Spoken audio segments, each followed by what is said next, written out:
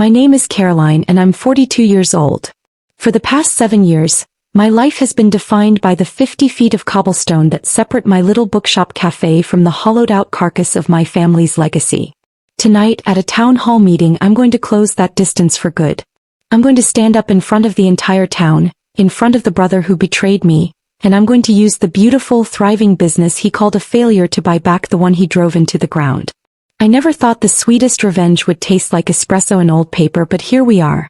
Before I dive into this story, a story about loss and legacy and the quiet power of refusing to disappear, I'd love it if you'd let me know where you're watching from in the comments below.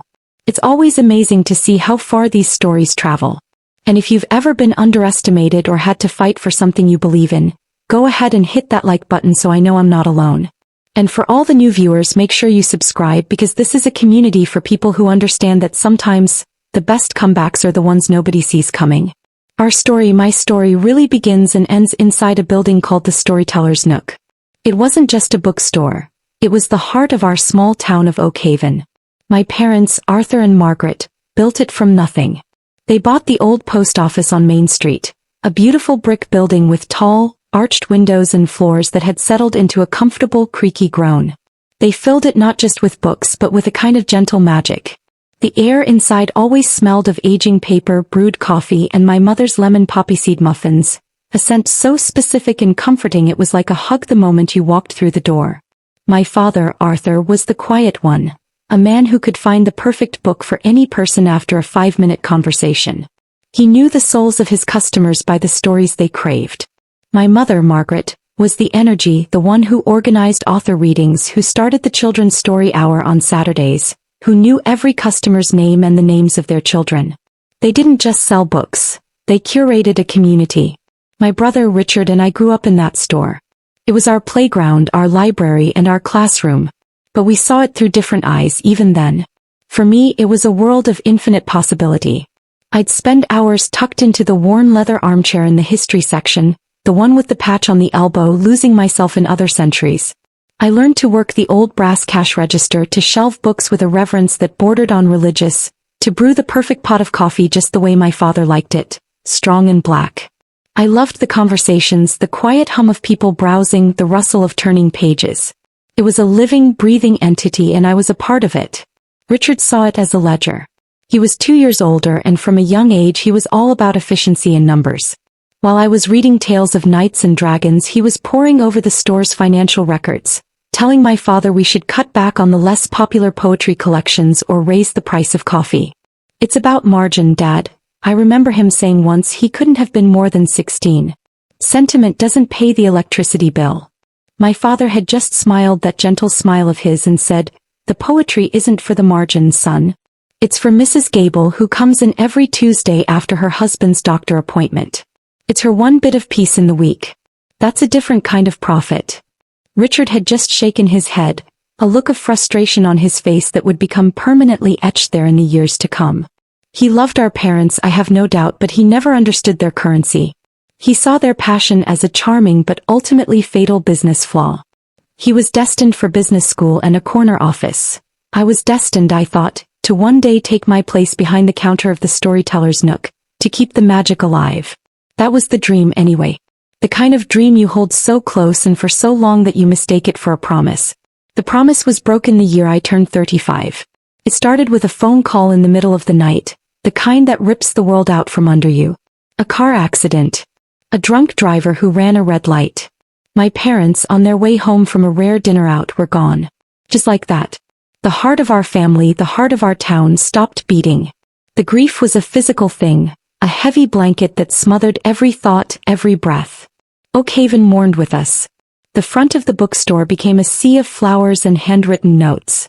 People left their favorite books on the steps, a silent tribute to the man and woman who had given them so many stories.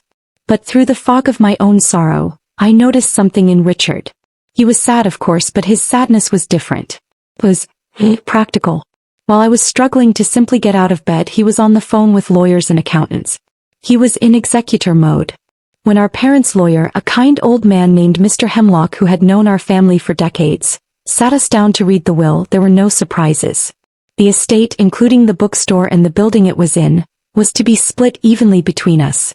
But there was a clause, a detail my parents had put in with the best of intentions. They had named Richard the sole executor of the estate. They believed in his sharp mind, his business acumen.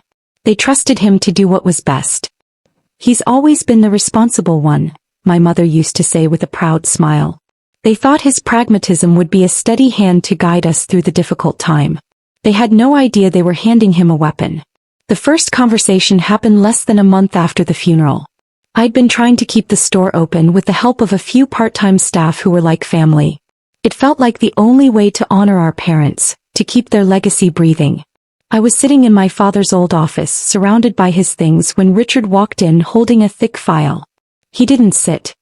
He stood over the desk, a harbinger of doom in a tailored suit. "We need to talk about this place, Caroline," he said, his tone devoid of any emotion. "I know," I said, my voice small. "I'm trying my best, Richard. People have been so supportive." He sighed, that same frustrated sigh from his teenage years. "Support doesn't fix the numbers. I've had the accountants go through everything.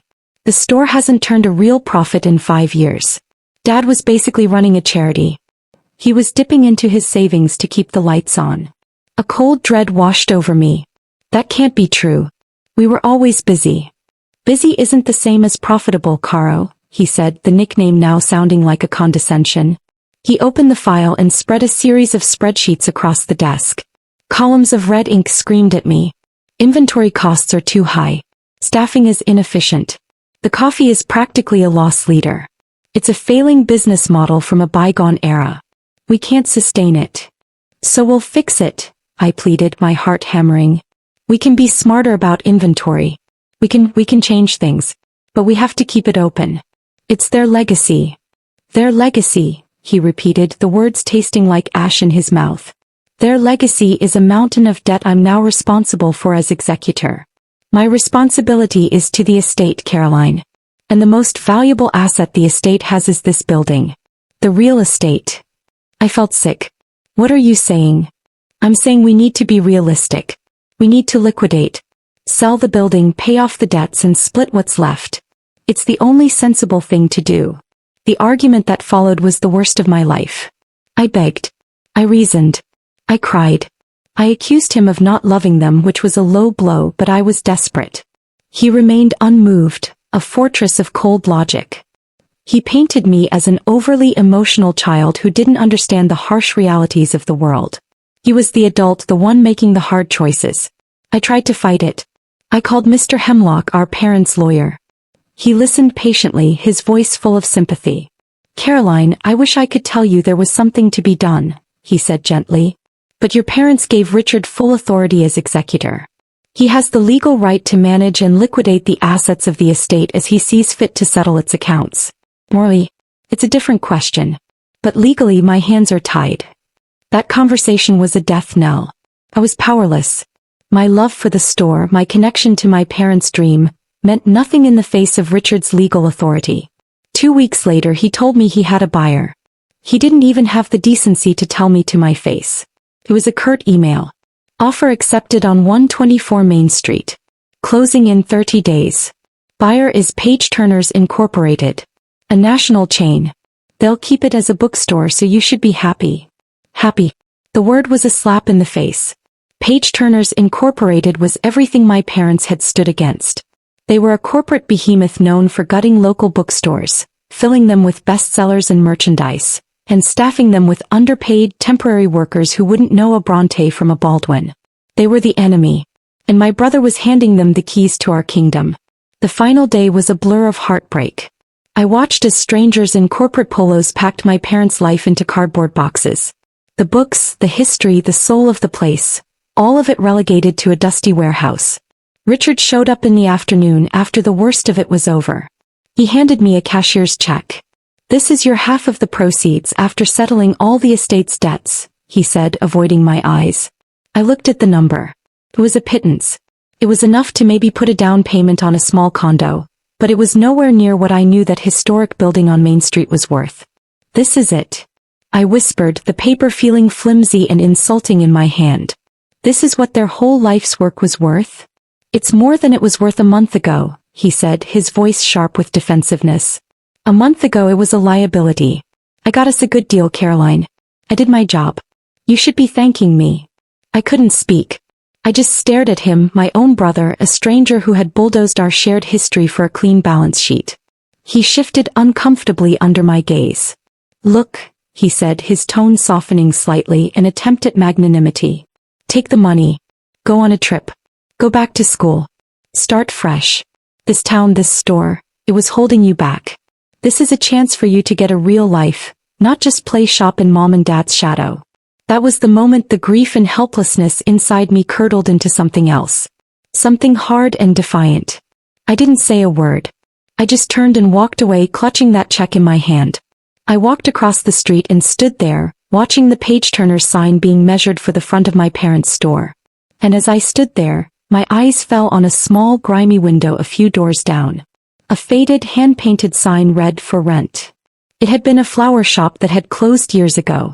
It was tiny, barely a quarter of the size of the storyteller's nook. It was dusty and neglected and perfect. In that moment, staring at the soulless corporate logo about to be bolted onto my home, an idea took root, not from logic or business sense, but from pure, unadulterated spite and a desperate love. If he wanted me to get a real life, I would. I would build it right here in his shadow, and I would show him what our parents' legacy really was. Building the next chapter cafe was the hardest thing I've ever done. That check from Richard, the one that felt so insulting, became my entire seed fund. Every single penny went into securing the lease, buying equipment, and stocking the shelves. The space was a disaster. Decades of grime covered the windows, the plumbing was questionable, and the wiring looked like a fire hazard waiting to happen. For the first 2 months, I was there from dawn until long after midnight, wearing a painter's mask and old clothes, scrubbing floors on my hands and knees, tearing down rotten drywall, and painting the walls a warm, creamy white. My body ached in ways I didn't know were possible. There were nights I'd just sit on the dusty floor, surrounded by cans of paint and my own overwhelming doubt, and cry. What was I doing? Richard was right. I was a literature major who knew how to make a good latte, not a business owner. I was going to fail. I was going to burn through this last piece of my inheritance and have nothing to show for it but debt and humiliation. But then something wonderful happened. The town started to notice. First, it was Mr. Abernathy. He'd been one of my father's oldest friends and a daily customer at the storyteller's nook. He was a retired carpenter, a man with hands as gnarled as oak roots but as gentle as a poet's. He poked his head in one afternoon while I was struggling to assemble a set of bookshelves. Arthur would have used a biscuit joiner on that corner, he said, his voice a low rumble. He didn't wait for an invitation. He just came in, took the tools from my hands, and for the next month he became my silent partner. He rebuilt my counter, installed custom shelving that fit the quirky, uneven walls, and fixed the creaky front door. He never asked for a dime. When I tried to pay him, he just waved a hand and said, "Margaret and Arthur were good to me. It's the least I can do. Besides, this town needs a place with a soul again." He was the first but not the last. People would drop by with sandwiches, with offers to help paint, with boxes of books they wanted to donate. They were the old regulars from the storyteller's nook, the ones who missed the sense of community as much as I did. They saw what I was trying to do and they rallied around me. Then came Lena. She was a 20-something with purple hair, a nose ring, and more knowledge about coffee beans and business plans than anyone I'd ever met. She'd been working at a generic coffee chain out on the highway and hated it. She walked in one day, took a look at my sad little espresso machine and my handwritten menu and said, "You have a great concept and a terrible workflow. You need help. Hire me." I laughed. "I can't afford you. I can barely afford myself. Pay me in coffee and a percentage of the profits," she said, her eyes glinting with a confidence I desperately lacked. "I believe in this. That corporate monstrosity across the street is a soulless vacuum. This can be something special. Let me help you build it." So I did. Lena became the engine of the next chapter cafe. She sourced beans from a small ethical roaster, she taught me about latte art, she created a menu of simple, delicious food, and she handled the business end with a ferocity that terrified and amazed me. We were an odd pair, the grieving, quiet literature lover and the punk rock business prodigy, but we clicked. We worked 18-hour days, fueled by caffeine and a shared purpose. We opened on a crisp autumn morning, 7 months after our parents' funeral. We didn't have a grand opening. We just unlocked the door, put out a chalkboard sign that read coffee, books, and quiet corners, and hoped for the best. And people came. They came for the coffee that was leagues better than the burnt, automated sludge served across the street. They came for the carefully curated selection of books, a small but mighty collection of classics, local authors, and hidden gems. But mostly they came for the feeling. We had the old armchair from my parents' store, the one thing I had managed to save, tucked into a corner. We had quiet music playing. We had the smell of baking and brewing. We had a soul. Richard, of course, was not impressed. He came in about a week after we opened. He didn't buy anything. He just stood in the middle of our tiny shop, his expensive suit looking ridiculously out of place, and scanned the room with a pitying smirk. "Well, this is cozy," he said, the word dripping with condescension. "We like it," I said, my hands gripping the edge of the counter. "How's the little hobby going, Caro?" he asked, loud enough for the few customers to hear. "Selling enough $5 coffees to pay the rent on your little clubhouse?" "We're doing okay," I said, my face burning with humiliation. He gestured vaguely at the bookshelves. "You know, they have a whole section on business management across the street. Might be worth a read. You can't run an enterprise on sentimentality. Dad tried that, remember how it ended?" He left then, leaving a trail of smug satisfaction in his wake. And that set the pattern for the next 7 years. He never stopped his mockery. Whenever he was in town visiting from the city, he'd make a point of popping his head in to deliver some fresh new insult. "Still playing shopkeeper? Heard Page Turner's is having a massive sale, you should probably just close for the week. Amazing you're still afloat. People must have a lot of disposable income for novelty coffee." Each comment was a small, sharp jab designed to remind me of my place, of his superiority, of the fact that he was the successful one with the real job and I was the foolish girl with the quaint little hobby. What he never seemed to notice, or perhaps refused to see, was that the hobby was working.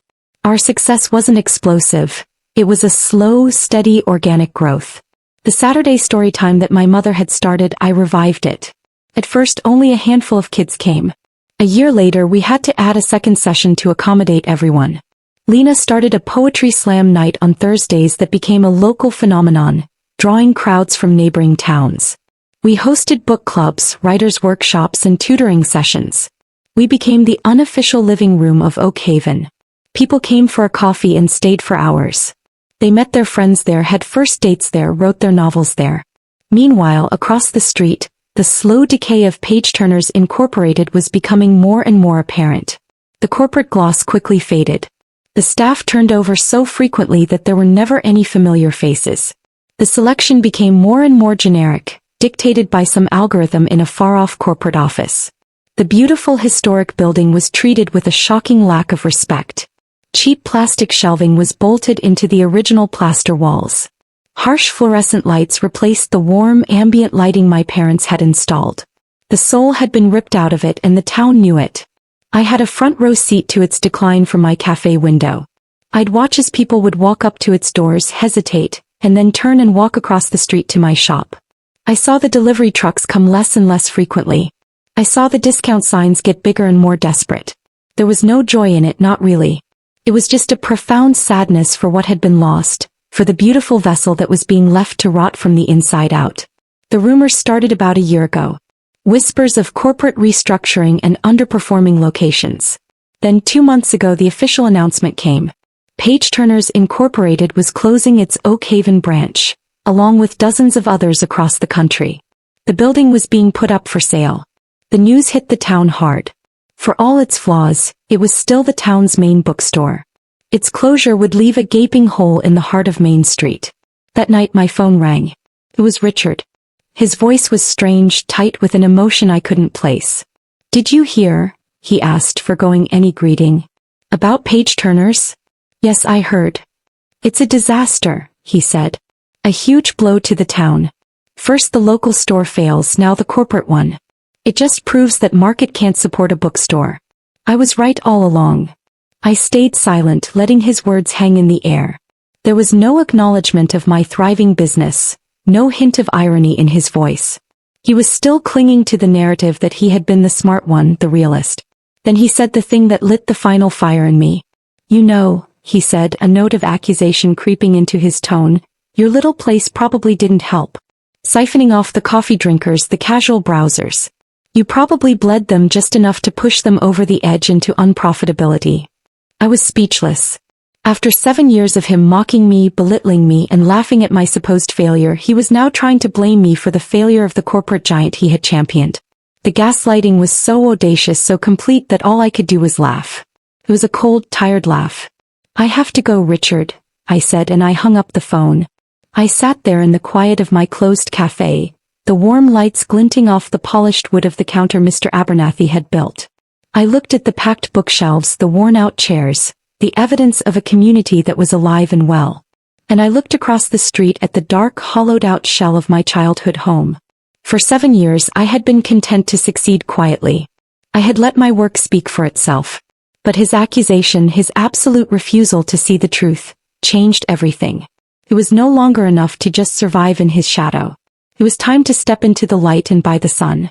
Lena had been meticulously managing our finances for years, investing our profits wisely. I knew what we had. I knew what we could do. The town council announced a public meeting to discuss the future of the historic building. And I knew with a certainty that settled deep in my bones that I would be there. The Oakhaven Town Hall was packed, a standing-room-only affair that buzzed with a mixture of anxiety and civic duty. The air was thick with the scent of old wood polish and damp wool coats. I found a seat near the back with Lena, whose quiet, grounding presence was a lifeline in the churning sea of my nerves. My hands were clammy, and my heart was doing a frantic, thumping rhythm against my ribs that felt loud enough for the whole room to hear. Across the aisle I saw him. Richard. He was in his element, holding court with a couple of city council members, looking grave and important. He wore a perfectly tailored charcoal suit, the uniform of a man who believed he belonged in rooms where important decisions were made. He caught my eye for a brief second, giving me a small, dismissive nod before turning back to his conversation. To him I was just a spectator, a coffee slinger from across the street, here to watch the grown-ups talk. The thought sent a jolt of steely resolve through me.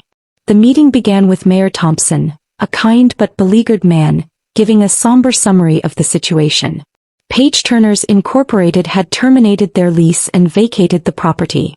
The building, a designated historic landmark, was now on the market. "This is not just a commercial loss," the mayor said, his voice echoing slightly in the high-ceilinged room. "It is a cultural one.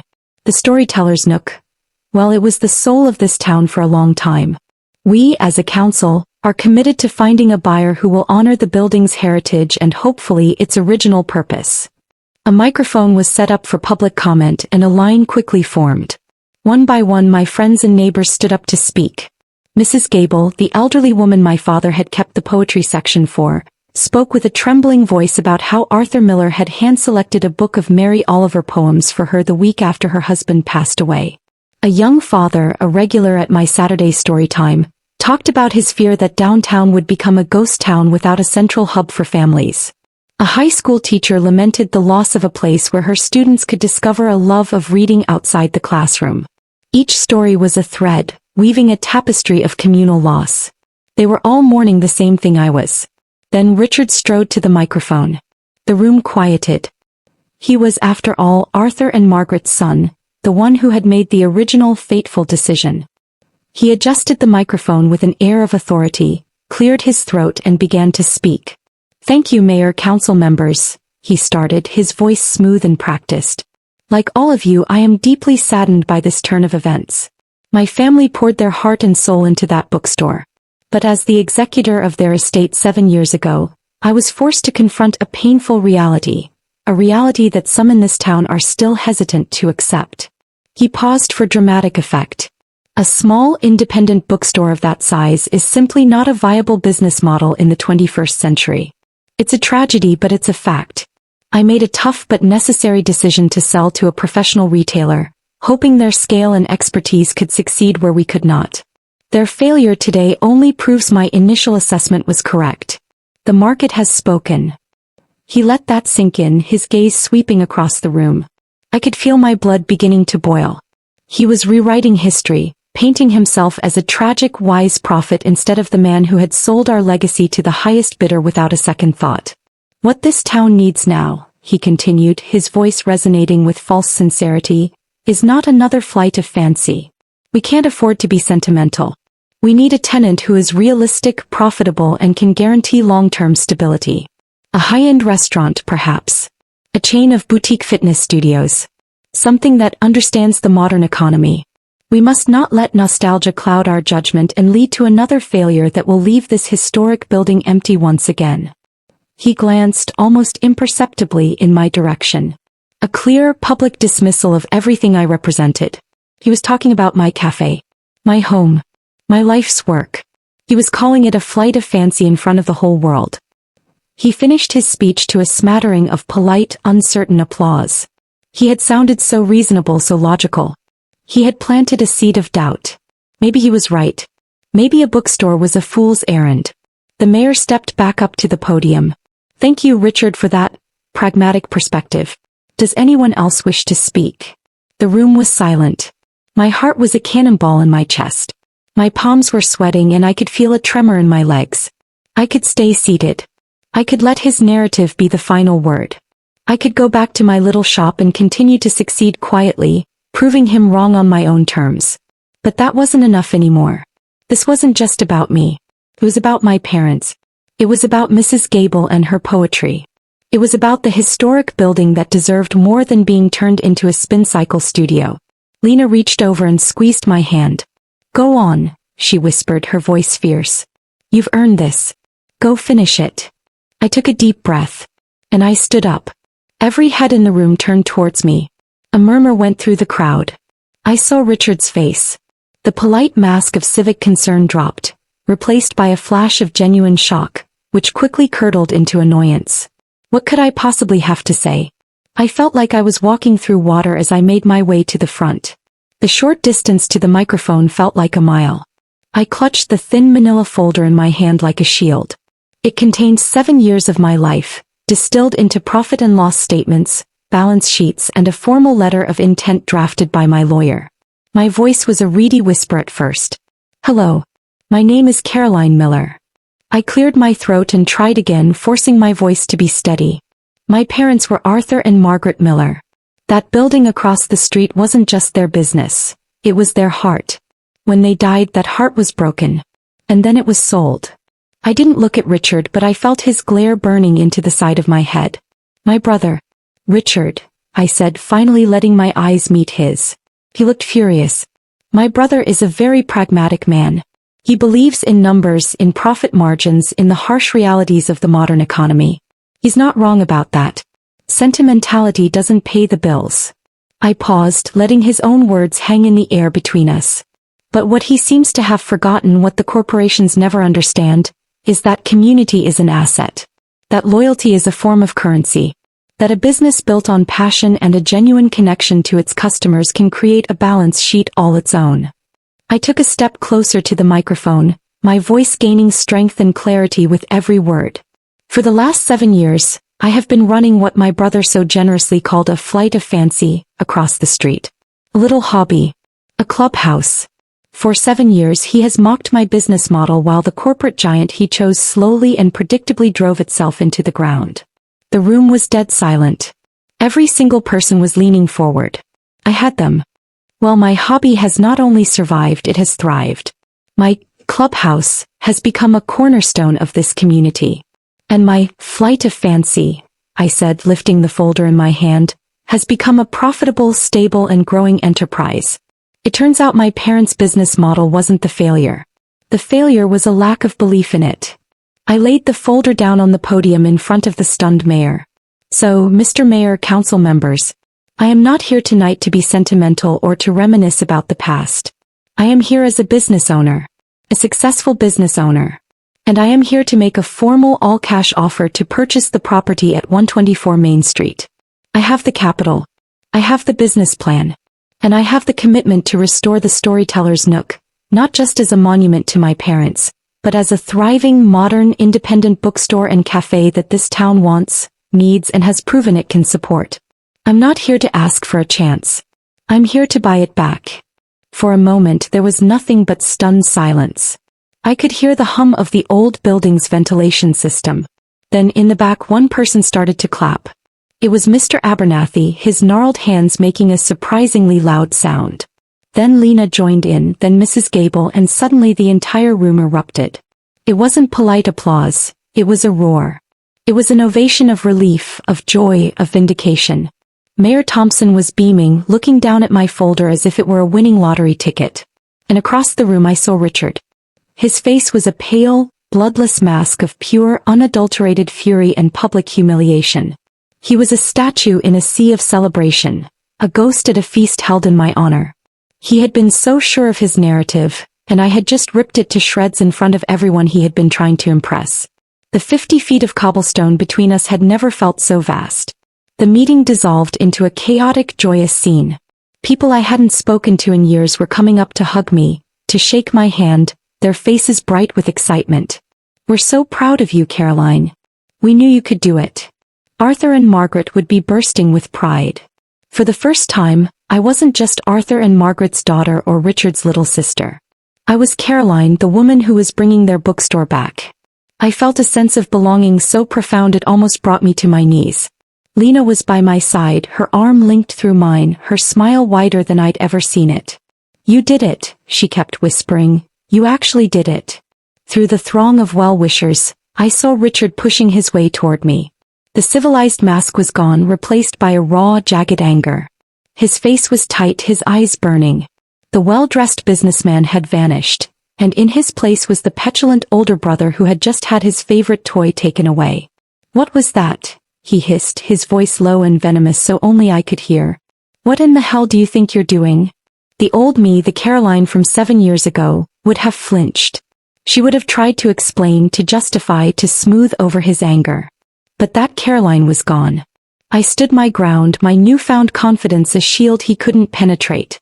"I'm buying our parents' bookstore, Richard," I said, my voice calm and even. The quietness of it seemed to infuriate him more than shouting would have. "You can't afford it," he spat. "This is some kind of stunt. A public performance to humiliate me. You've been saving that little nest egg I gave you, haven't you? This is a bluff." I almost laughed. The idea that my entire success was built on the scraps he'd thrown me was so perfectly, fundamentally Richard. He couldn't conceive of a world where I had out-earned, out-planned, and outmaneuvered him. "It's not a bluff," I said, my tone flat and final. "And it's not a stunt. It's a business decision based on 7 years of hard work, careful planning, and, yes, profit. My accountant and my lawyer will be in contact with the mayor's office in the morning to formalize the offer. You're welcome to review the financials if you don't believe me, but frankly, it's none of your business. This doesn't have anything to do with you anymore." The finality of that sentence, the quiet dismissal, hit him harder than any insult. His jaw worked silently. He looked around at the happy faces, at the people congratulating me, at the mayor who was now holding my folder and chatting enthusiastically with a council member. He was an outsider here. He had no power, no influence. He had made himself irrelevant. Without another word, he turned and stalked out of the town hall, his expensive suit swallowed by the night. I didn't watch him go. I was too busy being surrounded by my community. The next morning, Oak Haven was buzzing. The front page of the local paper had a picture of me at the microphone with the headline, "Local Hero Vows to Revive Storyteller's Nook." My little café was swamped. People weren't just coming for coffee. They were coming to be a part of the story. They brought flowers. They shared memories of my parents. A local contractor offered to do the initial building inspection for free. Mr. Abernathy showed up with his old tool belt and a determined look in his eye, saying, "Just tell me where to start." It was an outpouring of love and support so overwhelming it felt like a tidal wave. I had spent so many years feeling like I was on a tiny island, and I suddenly realized I'd had a continent at my back the whole time. That afternoon, I had a meeting with Mayor Thompson. He was practically vibrating with excitement. He had already reviewed my proposal and the financial statements. "Caroline," he said, shaking his head in amazement. "This is one of the most solid, well-thought-out business proposals I've ever seen.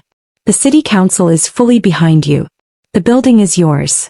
The ease of it all after so many years of struggle was breathtaking. Page Turners Incorporated had been a faceless corporation that saw the town as a line on a spreadsheet. I was one of them. I was family. And the town was ready to welcome its bookstore home. The months that followed were a whirlwind of joyful, exhausting work. The sale went through without a hitch. The day I got the keys to 124 Main Street was one of the most surreal of my life. Walking into the empty, cavernous space felt like stepping into a memory. The ghosts of the past were everywhere. The faint outline on the wall where the poetry section used to be, a scuff mark on the floor where my father's favorite chair once sat. But it wasn't sad. It felt like a promise. Lena and I, along with an army of volunteers, dove into the restoration.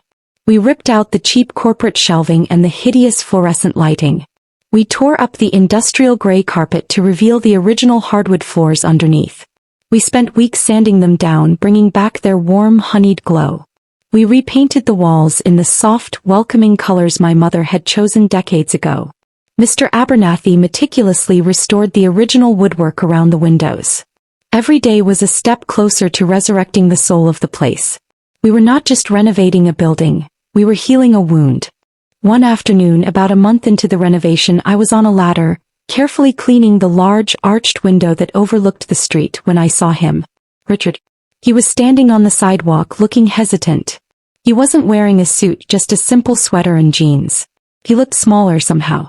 After a long moment he pushed open the door, a small bell I'd just installed tinkling softly. He stood in the middle of the dusty, paint-spattered room, looking around at the transformation. He looked at the warm walls, the gleaming floors, the shelves Mr. Abernathy was lovingly installing. It looks like it used to, he said, his voice quiet. That's the idea, I replied, climbing down from the ladder. I braced myself for another confrontation, but it didn't come. He shuffled his feet, looking uncomfortable. Caroline, I wanted to say, I was wrong. The words seemed to cause him physical pain. About everything. About the store. About you. I saw the numbers in your proposal.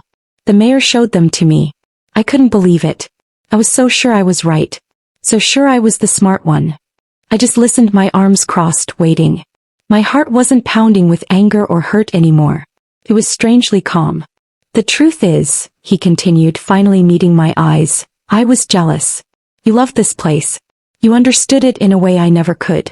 Dad tried to teach me, but I couldn't see it. All I saw was risk. All I saw was the potential for failure. And when they died, I think I just wanted to erase it all. To get rid of the one thing that always made me feel like I wasn't enough. It was easier to call it a failed business than to admit it was my failure. He took a shaky breath. I'm sorry, Caroline. For everything. For the things I said. For what I did. I am truly sorry.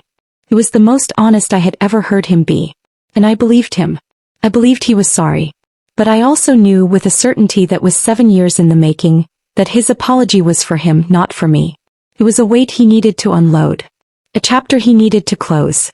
I had already closed mine. Thank you for saying that, Richard, I said, and I meant it. His apology was a gift to himself, but it was a gift I could accept without taking on the burden of it. I appreciate it. I didn't offer him forgiveness in a grand, cinematic gesture. I didn't hug him. I didn't tell him it was all okay. I just accepted his words, a simple, clean transaction. A boundary, firm and clear, remained between us. He seemed to understand. He nodded, gave one last look around the room that was once his home, and left. I watched him walk away, and for the first time I felt a flicker of pity for him. He had spent his whole life chasing a version of success that had left him empty and alone. I had spent my life building a home, and now it was big enough to share with my whole town. The grand reopening of the Storyteller's Nook was 6 months after the town hall meeting. The entire length of Main Street was blocked off for a street fair. The whole town, it seemed, turned out. When I stood with Lena and Mayor Thompson to cut the big red ribbons stretched across the doorway, the cheer from the crowd was a physical force. Walking inside, the feeling was indescribable. The store was alive again. It was filled with people, with laughter, with the hum of conversation. The air smelled right again. Old paper, fresh coffee, and this time, Lena's signature lavender shortbread. The old armchair was back in its corner, already occupied by a young girl reading a book, lost to the world. It was a perfect circle. Later that evening, long after the crowds had gone home, I sat alone in the quiet store. I ran my hand over the smooth, worn wood of my father's old desk, which I had placed in a small office at the back. I had done it. I had faced the grief, the betrayal, and the years of condescension, and I had won. But it no longer felt like a victory over Richard. That wasn't the point. The victory was quieter, more personal. It was the realization that I had never needed his approval or his validation. All the strength, all the vision, all the ability I needed had been inside me all along. He hadn't held me back. He had, in his own twisted way, lit a fire under me. The sweetest revenge wasn't seeing him humiliated.